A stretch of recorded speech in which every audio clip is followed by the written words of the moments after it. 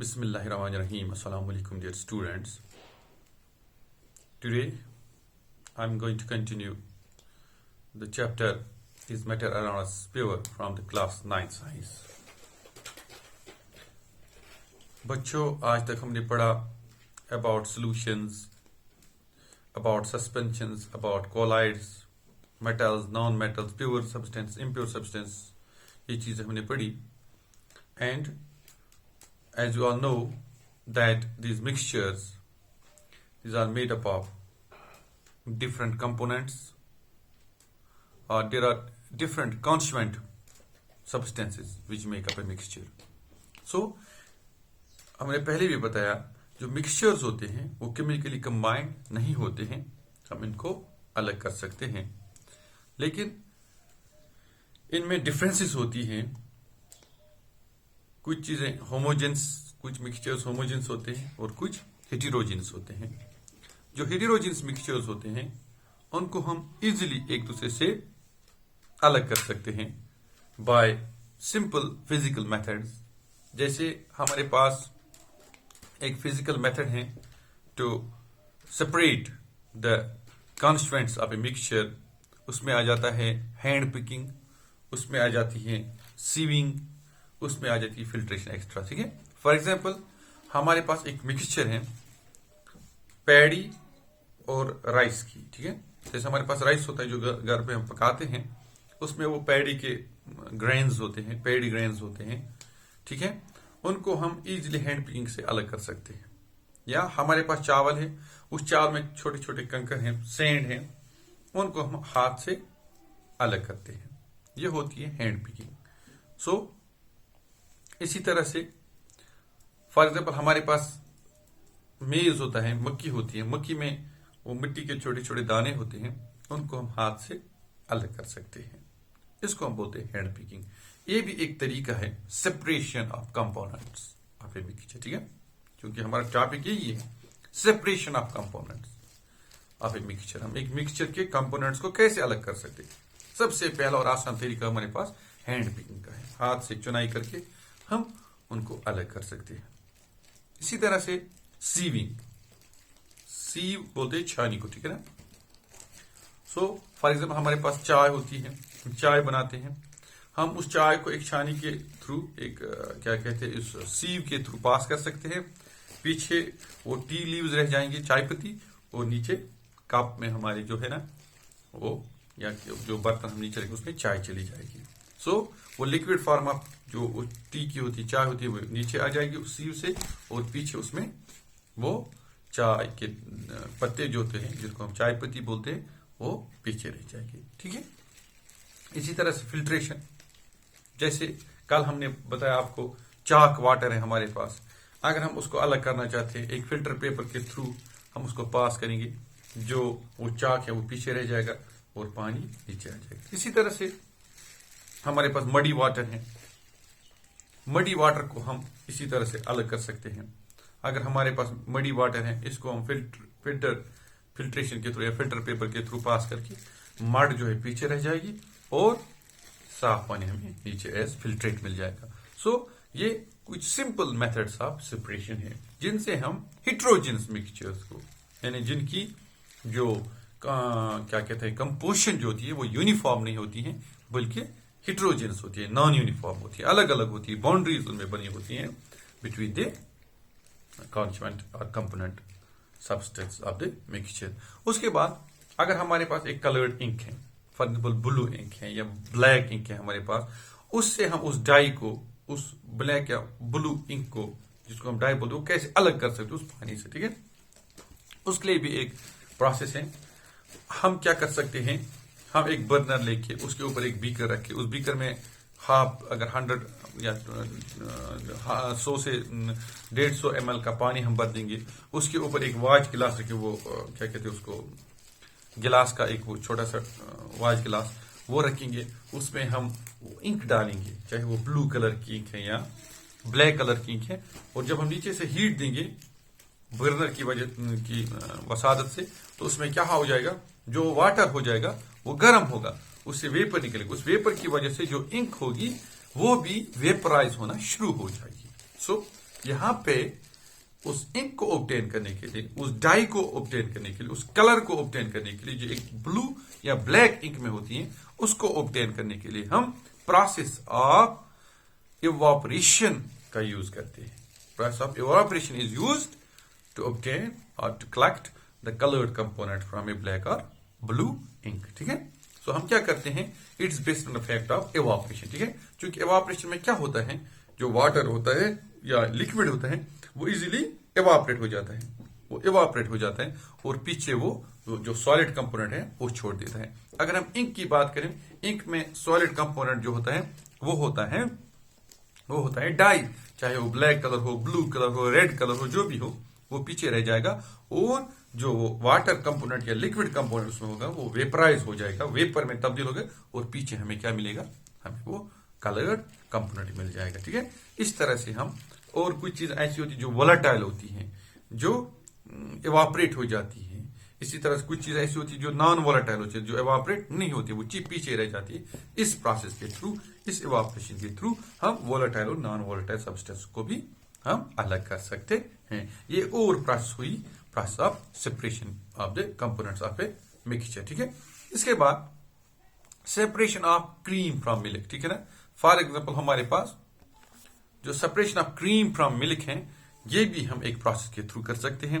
For example हम पास दूध है, दूध के ऊपर वो मलाई जो होती है, क्रीम होती है, उसको हम उस मिल्क से, उस लिक्विड मिल्क से हम अलग कर सकते हैं. वो कैसे, हम यूज करते हैं इसमें process of centrifugation. Process of centrifugation. Process of centrifugation एक ऐसी प्रोसेस है जो हम यूज करते हैं to separate cream from the milk, या जब कभी हमें कोई सस्पेंडेड पार्टिकल्स होते हैं किसी लिक्विड में, उन सस्पेंडेड पार्टिकल्स को अलग करने के लिए हम प्रोसेस ऑफ दिस सेंट्रीफ्यूज इस्तेमाल करते हैं. जब हम सेंट्रीफ्यूज करते हैं, वो जो मशीन होती है या हाथ से अगर हम करते हैं, तो रेगुलरली उसको रोटेट करते रहते हैं, स्टायर करते रहते हैं at a very high speed, तो उससे क्या होता है, जो उसमें सस्पेंडेड पार्टिकल्स है वो बीच में जमा हो जाते हैं, और उस क्रीम को हम ऊपर उठा के पीछे लिक्विड पार्ट रह जाता है. ये एक प्रोसेस है प्रोसेस ऑफ सेंट्रीफ्यूगेशन की. और इस प्रोसेस ऑफ सेंट्रीफ्यूगेशन जो सेंट्रल प्रिंसिपल होता है, ये किस उसूल पे काम करता है प्रोसेस ऑफ सेंट्रीफ्यूगेशन, इसमें जो पार्टिकल, डेंसर पार्टिकल्स होती हैं, जिनकी ज्यादा डेंसिटी होती है, यानी मास पर यूनिट वॉल्यूम जिनका ज्यादा होता है, वो पार्टिकल जो है वो बॉटम में या सेंटर में सेटल डाउन हो जाते हैं, और जो लिक्विड होता है वो ऊपर आ जाता है, और जो डेंसर पार्टिकल्स हो, जो बाहरी चीजें होती हैं, वो बॉटम में सेटल डाउन हो जाती हैं. इस तरह से हम दो चीजों को, लेस डेंसर और मोर डेंसर जो पार्टिकल्स होते हैं, उनको हम अलग कर सकते हैं. ये होती है process of centrifugation. So process of centrifugation में से हम separation of cream from the milk कर सकते हैं. ठीक है. सो इस प्रोसेस में क्या होता है, जो सस्पेंडेड पार्टिकल्स होते हैं वो अलग होते हैं. किन से, from the particles of liquid, या इससे क्या होता है, जो डेंसर पार्टिकल्स होते हैं वो बॉटम में आ जाते हैं, और जो लेस डेंसर होते हैं वो ऊपर आ जाते हैं, फिर हम उसको अलग कर देते हैं. ये होती है प्रोसेस ऑफ सेंट्रीफ्यूगेशन. और इसकी कुछ एप्लीकेशंस भी हैं. जैसे आप किसी लैब पे जाओगे, केमिकल क्या कहते हैं, मेडिकल लैब पे, आपने डायग्नोस्टिक लैब जिसको बोलते हैं, उस डायग्नोस्टिक लैब पे आपने देखा होगा, वहां पे वो सेंट्रीफ्यूग्स होते हैं, वो मशीन जैसी गोल, जिसमें वो टेस्ट ट्यूब डालते हैं, जिसमें हम यूरिन टेस्ट करते हैं या ब्लड टेस्ट करते हैं. वो जो लैब्स होती हैं वो भी इसी चीज का इस्तेमाल करते हैं कि प्रोसेस ऑफ सेंट्रीफ्यूगेशन की. और इसी तरह से जो हमारी डेयरीज होती है, जहाँ पे दूध का कारोबार वगैरह होता है, या जहाँ पे वो दूध पैक करते हैं या ऐसी चीजें, तो उन डेयरीज में या घरों में उस क्रीम को सेपरेट करने के लिए फ्रॉम द मिल्क हम प्रोसेस ऑफ सेंट्रीफ्यूगेशन का इस्तेमाल करते हैं. इसी तरह से हमारे घरों में वॉशिंग मशीन होती है, जिनमें कपड़े धोते हैं, कपड़े धोने की मशीनें जो होती हैं, वॉशिंग मशीन्स, उनमें जब हम कपड़ों को निचोड़ना चाहते हैं, when we want to squeeze the clothes, ठीक है ना, उनमें भी प्रोसेस ऑफ सेंट्रीफ्यूगेशन होता है. वो जो उसमें वो बकेट होता है वो व्हर्ल करता है, गोल गोल घूमता है, रोटेट करता है, उससे वो उनमें से जो पानी होता है बाय मींस ऑफ सेंट्रीफ्यूगेशन, वो पानी भी उससे निचोड़ जाता है, बाहर आ जाता है. और वो वेट क्लोथ जो है वो ड्राई हो जाते हैं.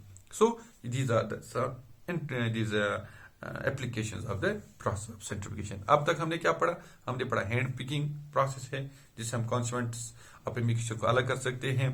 सीविंग प्रोसेस को हम इस्तेमाल कर सकते हैं. फिल्ट्रेशन प्रोसेस को हम इस्तेमाल कर सकते हैं. इसी तरह से हम क्रीम क्या कहते हैं इसको इवापोरेशन का इस्तेमाल कर सकते हैं टू गेट डाई और coloured component from the ink. इसी तरह से हमने क्रीम को मिल्क से अलग करने के लिए सेंट्रीफ्यूगेशन का इस्तेमाल किया.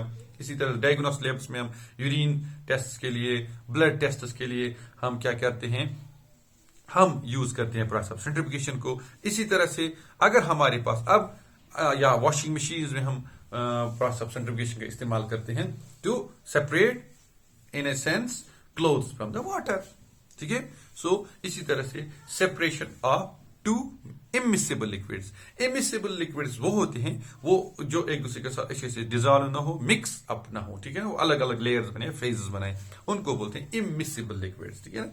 फॉर एग्जाम्पल जिसको बोलते हैं the separation of immiscible liquids is carried out by use of A funnel. उसमें हम फनल का इस्तेमाल करते हैं और उसमें एक स्टॉप कॉक होता है, नीचे से नल लगा होता है छोटा सा. फनल होती है एक मानो एक किस्म का जग या बुकेट, वो ग्लास का होता है और नीचे उसको एक स्टॉप कॉक होता है. ठीक है. एक नल लगा होता है, टूटी जिसको बोलते हैं, वो लगी होती है नीचे बीप कॉक. उसको हम खोल सकते हैं या बंद कर सकते हैं. सो क्या होता है, फॉर एग्जाम्पल इसमें इस फनल में separation of two immiscible liquids को, अगर हम इमिसिबल लिक्विड्स को, वो लिक्विड जो एक दूसरे के साथ मिक्सअप न होते, अलग अलग लेयर्स बनाती हूँ, उनको बोलते हैं इमिसिबल लिक्विड्स. अगर हमें उनको अलग करना तो हम फनल का यूज करते हैं. क्या करते हैं? फनल का यूज करते हैं. इस फनल को हम कैसे इस्तेमाल करते हैं? फॉर एग्जाम्पल हमारे पास केरोसिन और वाटर है, हमारे पास केरोसिन और वाटर होता है.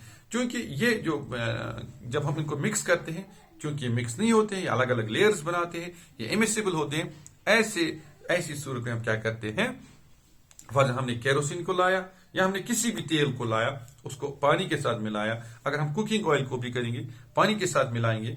अगर हमारे घर में कुकिंग ऑयल होता है, जब हम खाना पकाते हैं, अगर उसमें तेल ज्यादा हो, उसके ऊपर एक लेयर बनाता है और इसमें बहुत ज्यादा तेल आपने डाला. ठीक है.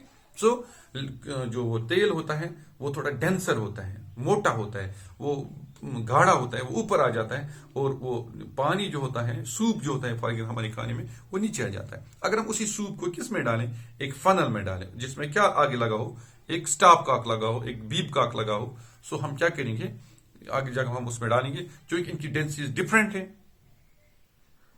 ऑयल की डेंसिटी ज्यादा है, लिक्विड या उस वाटर जो भी हम सूप उसमें होता है उसका इसकी डेंसिटी कम है, वो नीचे आ जाता है और ऑयल उसके ऊपर आ जाता है. इससे क्या होता है, जो डेंसर ऑयल होता है ऊपर हो जाता है, वो लिक्विड नीचे आ जाता है. जब हम बीप का खोलेंगे तो हम देखेंगे कब तक वो पानी उसमें खत्म, जब वो सूप वो पानी खत्म हो जाएगा, उसके बाद हम दूसरा पी कर लेंगे या दूसरा बर्तन उसमें हम तेल ले सकते हैं. इस तरह से हम दो चीजों को अलग कर सकते हैं. इसी तरह से वाटर और केरोसिन को हम अलग कर सकते हैं, क्योंकि केरोसिन हल्का होता है, वो नीचे ऊपर आ जाता है, और जो वाटर है वो नीचे डेंसर होता है, वो नीचे रह जाता है. तो इसी तरह से हम केरोसिन और वाटर को हम अलग कर सकते हैं. इस प्रोसेस को हम बोलते हैं, इस प्रोसेस को हम फनल के जरिए अलग कर सकते हैं. ठीक है ना. और ये डिपेंड करता है on difference in the densities of two immiscible liquid. उसके बाद सब्लिमेशन एक ऐसी चीज है, सब्लिमेशन हमने आपको पहले ही पता है. सब्लिमेशन एक ऐसी प्रोसेस होती है जिसमें